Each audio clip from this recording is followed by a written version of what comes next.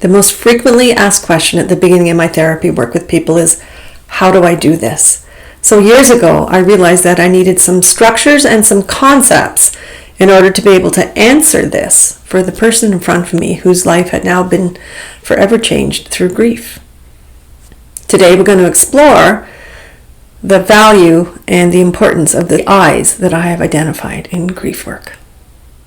I'm Jo McRogers, and welcome to Grief Support That Works. Grief needs a revolution, so please join our Grievolution. Many of you might be familiar with the 5 stages of grief model.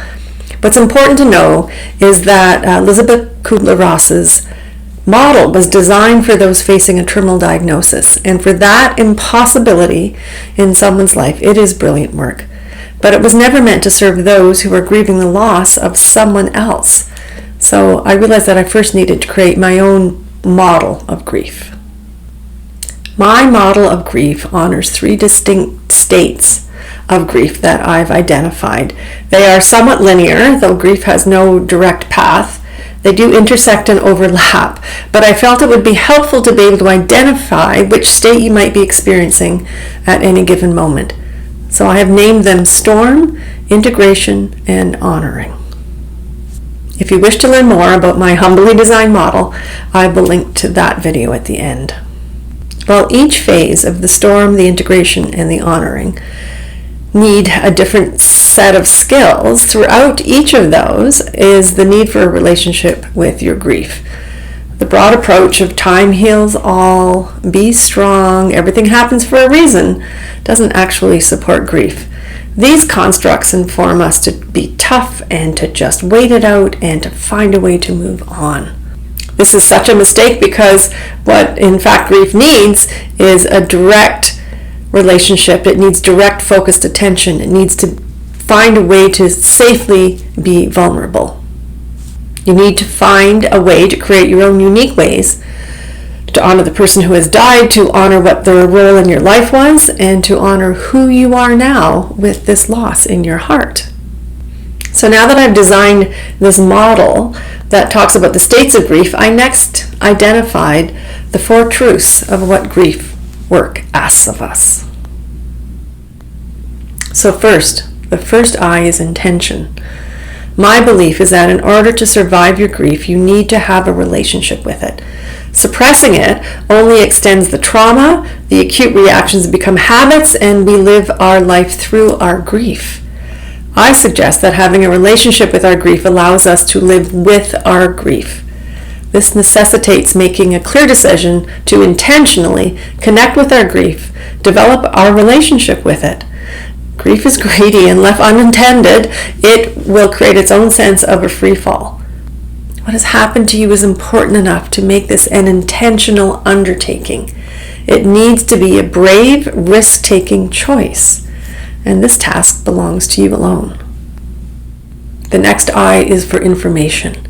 In order to have this relationship with our grief, we need information. While each of our own experiences of grief are highly personal, much of the time that I spend in therapy sessions is educating people about the nature of grief. What are the symptoms of grief? How do they show up in your life? How is it impacting you?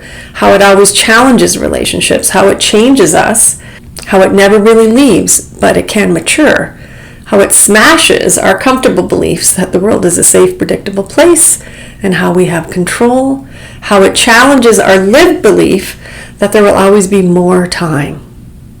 Exploring who we are now with this loss in our life is a standard question of grief work. Individual therapy, blogs, books are all a great source of information. The next I stands for inspiration. It is difficult to imagine having a difference in our grief if we haven't witnessed how others are struggling, how they are meeting their grief, and how they are finding their own personal ways to live with their grief rather than because of or in spite of their grief. We need to see the role modeling. If we don't intentionally seek information and inspiration, we can be left feeling totally isolated in our grief. Our brains protect us, and our parasympathetic system helps us to turn internal, and this is part of the reason why grief is such an isolating experience.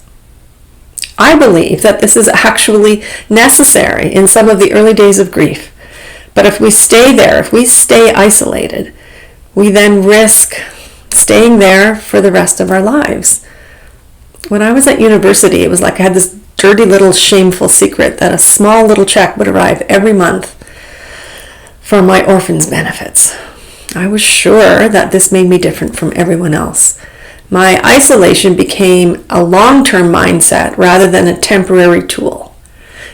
It got deep and dark, and there's no doubt that I could have used some intention, some information, and some inspiration as to how to be with my grief. The fourth I stands for intuition. And this principle of what grief work asks is perhaps one of the most that's diffuse.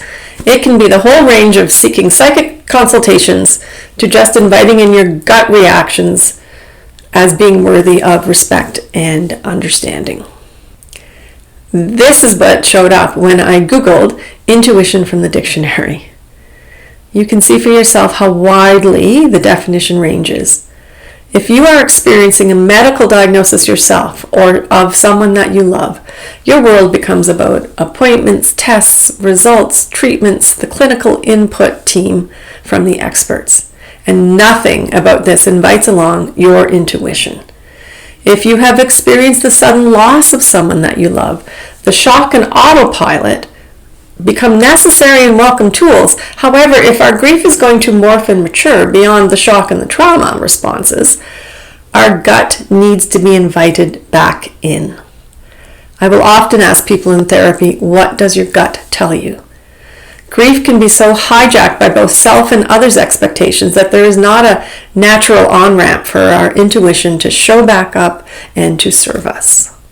I witness people all of the time struggling with questions such as, what should we put on the headstone? Should we hold a funeral or a celebration of life? Is it a burial or a cremation? What would they have wanted? Trying to make these decisions solely through an intellectual process is dangerous. Often our grief gets measured by, am I doing this right? Am I doing what they would have wanted? So intellectual decisions may feel right in the moment, but decisions with a balance of head and heart, which I call intuition, will long-term serve us well. So please find ways to be with your intuition.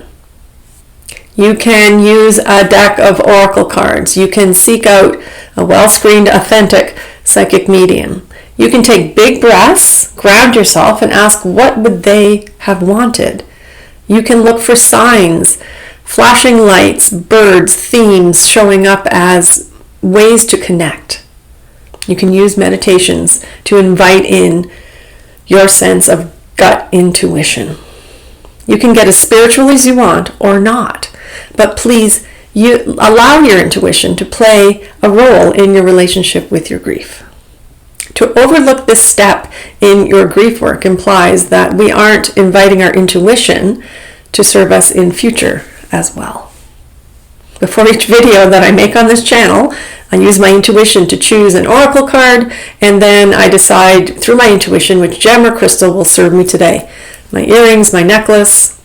It can be very, very simple. It doesn't take much time, and it invites in and reminds us that we can use our intuition as our guide. So the 4 I's. I want you to know that I believe in these principles so strongly that every manner of the services that I offer are based upon these 4 I's. The intention that you bring to have a relationship with your grief, the information that I offer, the inspiration that comes from a community that I am gathering, and the intuition that we can invite back in through small practices and guided meditations. Please let me know if these resonate with you. If you believe that the 4 I's can make a difference in your grief, please drop a comment below so that we can all find some information, some inspiration from one another. I'm launching many new ways to serve grief far and wide that incorporates these 4 I's.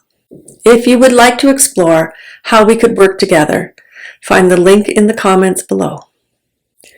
Now that I've shared these, I do hope that these 4I principles serve you as you navigate how to safely have a supported relationship with your grief. And I send you kind thoughts, kind words, and a kind heart.